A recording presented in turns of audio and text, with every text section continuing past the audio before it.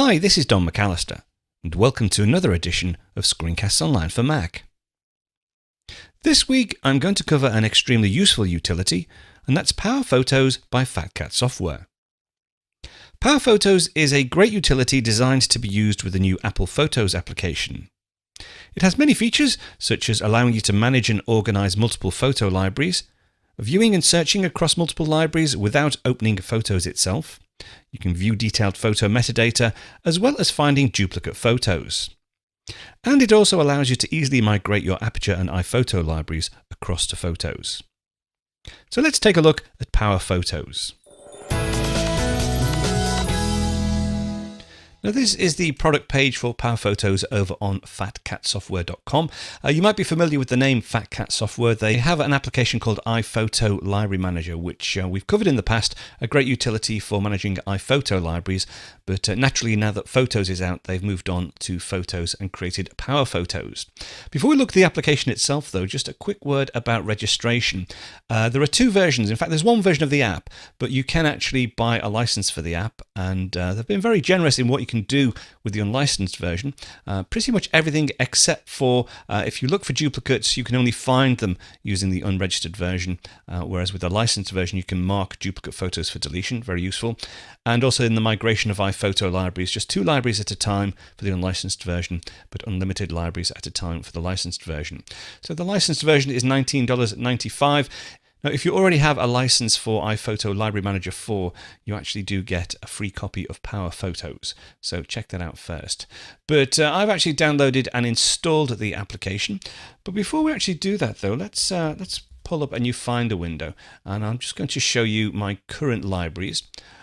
Okay, so here we go. If we go to Pictures.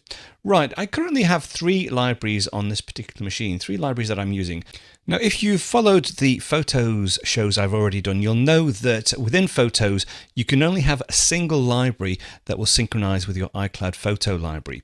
And in some cases, that's fine. In other cases, you mightn't want that. You might, for reasons of cost, say, if that particular library is huge, you don't really want to pay for the extra storage. You might just want to have a subset of photos that get synchronized using iCloud, in which case you might have a single library that synchronizes with iCloud and then some sub-libraries that don't synchronize but still allow you to organize your photos. So in this particular instance here, I've got this Photos library, which is sort of like my main library, and that's the system library that synchronizes with iCloud. And 2 other sub-libraries, this Photos Library NAB and Photos Library REAT, that's an Airshow, these don't synchronize with iCloud Photo Library. These are local to my hard drive. Now, one of the problems you have when you have multiple libraries like this is actually accessing them. It can be a bit of a pain to sort of switch between them. I mean, you can actually just double tap on the library and the library will open, but to get to the other library, there's no sort of switch command. What you have to do is either close down Photos, or you can actually just double tap on here. But then you do get prompted to switch. Okay, so that's the other library. And again, if I want to go to the third one, I have to switch libraries, all a bit laborious.